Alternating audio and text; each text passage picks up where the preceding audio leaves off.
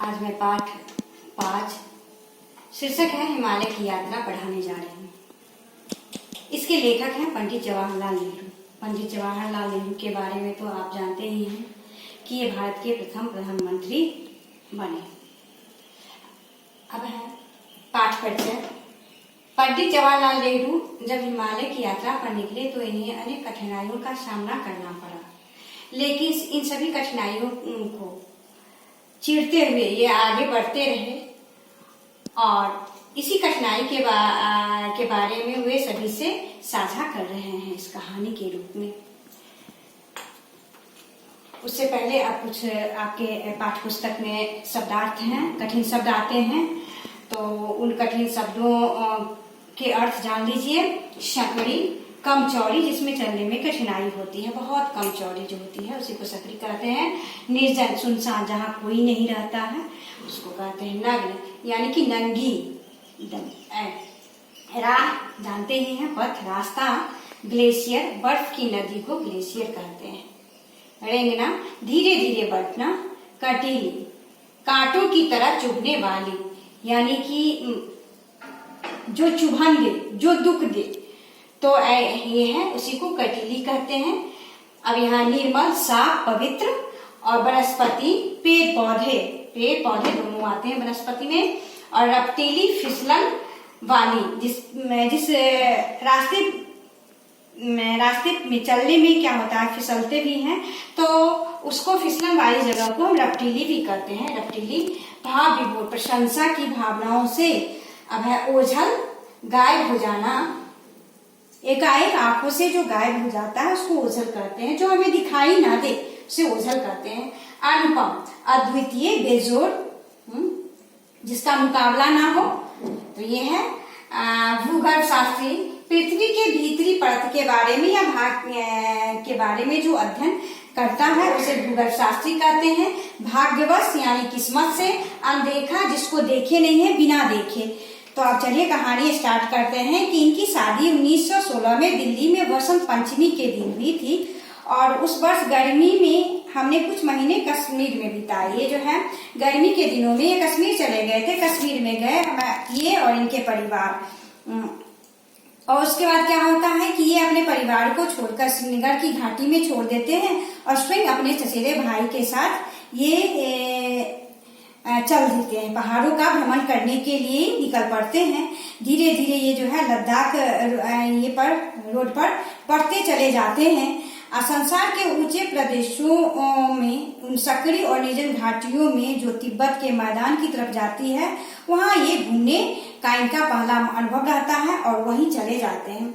अब यहाँ से ये क्या देखते हैं कि जो जिला घाटी की चोटी जो है को देखते हैं, जो पर्वतों की घनी हरियाली में है, और दूसरी तरफ जो है, एक तरफ तो पर्वतों की घनी हरियाली है और दूसरी तरफ नंग चट्टाने, यानी बड़ी बड़ी चट्टाने ये देखते हैं।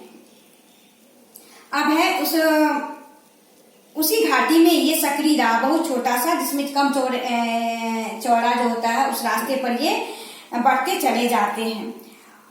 और ये ऐसे चलते हैं जिस धीरे धीरे ये आगे की तरफ बढ़ते चले जाते हैं। वहां पर जो है इनको एक तरफ बर्फ से ढकी हुई पहाड़ों की चोटियां दिखाई देती है और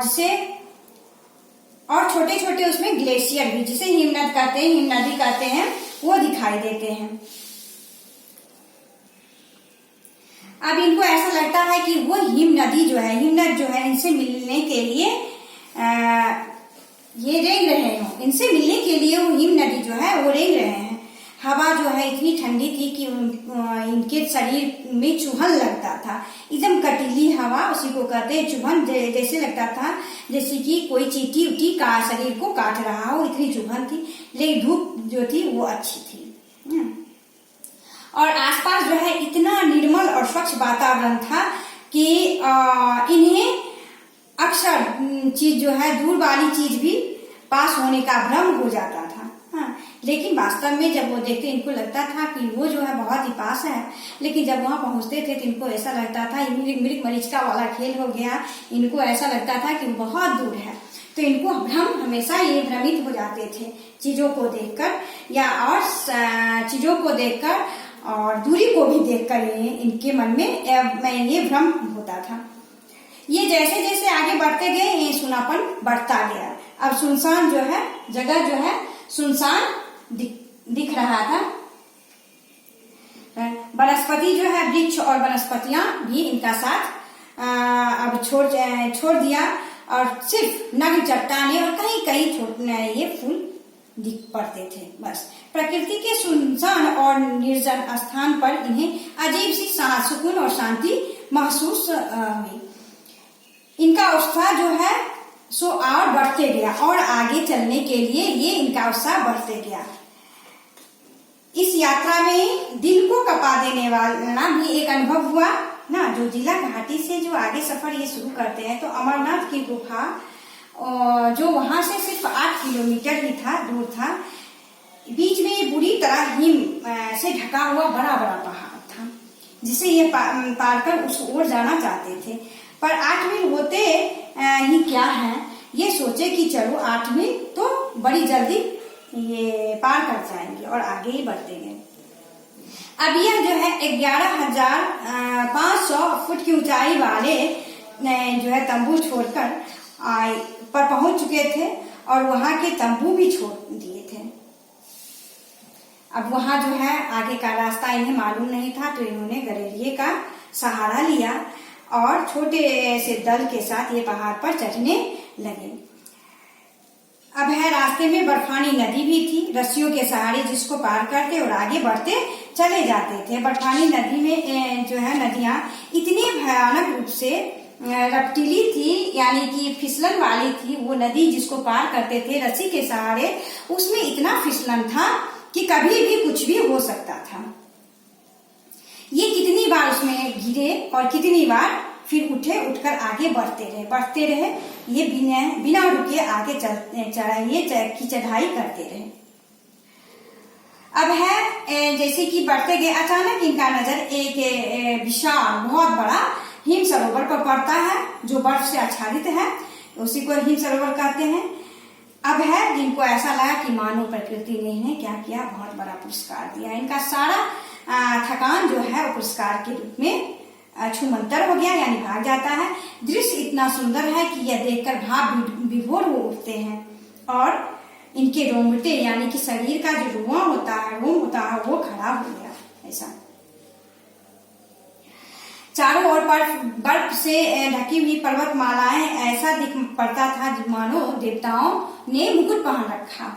इनको देवताओं के मुकुट जैसा वो पर्वत श्रृंखला दिख रहा था, क्योंकि उसपे सफेद चादरों से लिपटा हुआ सफेद चादर यानी कि बर्फ से ढका हुआ था और जिसपे सूरज की किरण पड़ने से वो चमक रहा था। तो ऐसा लगता था कि मानो देवताओं ने मुकुट पहना हो या देवताओं का ये मुकुट है।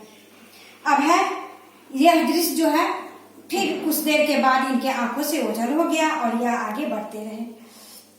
यह अनुपम हिम सरोवर को पार करके जो है दूसरी तरफ एक नीचे की तरफ गुफा जो जाता है उसमें जाने लगे। तो क्या हुआ कि ये आगे इनका जो चढ़ाई था वो धीरे धीरे जो है समाप्त होते गया और वहां पर कुछ देर वहां इन्होंने देखा कि हमारी मुश्किलें जो है सो तो कम ही नहीं हो रही है और नई नई मुश्किलों का सामना हमें करना पड़ रहा है। फिर क्या हुआ, ये आगे बढ़ते रहे, तभी जो था दरार यानी कि बर्फ से जो ढका हुआ दरार यानी कि गड्ढा जो बर्फ से ढका हुआ था, इस पे ये बढ़ते चले गए कि अचानक क्या हुआ कि इनका वजन जो था वो बर्फ सहन नहीं कर पाया और ये दरार में गिर पड़े। लेकिन संयोग की बात है या भाग्यवश कहिए कि इनके हाथ से रस्सी नहीं छूटी। अगर रस्सी छूट जाता तो ये घाटी में या दरारों में ये दब जाते और बहुत नीचे चले जाते, जहां से इनका निकलना बहुत ही मुश्किल था, क्योंकि वह ऐसा मालूम होता था कि भूगर्भ शास्त्रियों का वो जगह जो है भूगर्भ शास्त्रियों की खोज के लिए सुरक्षित है और लगता है जो भूगर्भ शास्त्री शायद यहीं से पृथ्वी का अध्ययन करते हैं।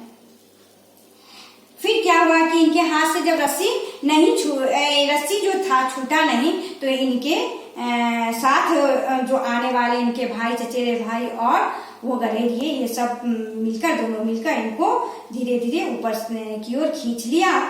और इस घटना से वो इतने भयभीत हो गए कि अब आगे बढ़ने का उनका मन नहीं हुआ, या कहो कि दिल नहीं किया, क्योंकि वहां कदम कदम पर दरारें थी।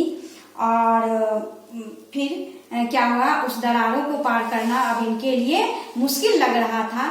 और थके मांदे जो है निराश होकर लौट आए, और इनके मन में एक ये कसक रह गया कि अमरनाथ की गुफा मैं ये जो है देख नहीं पाए। और इस बात का उन्हें जीवन भर मलाल रहा कि अमरनाथ की गुफा जो है अनदेखी ही रह गई, जिसको ये समझते थे कि इतना ये जो है 8 मील की दूरी पार करने के बाद हम अमरनाथ की गुफा देख पाएंगे, वो मलाल इन्हें रह गया।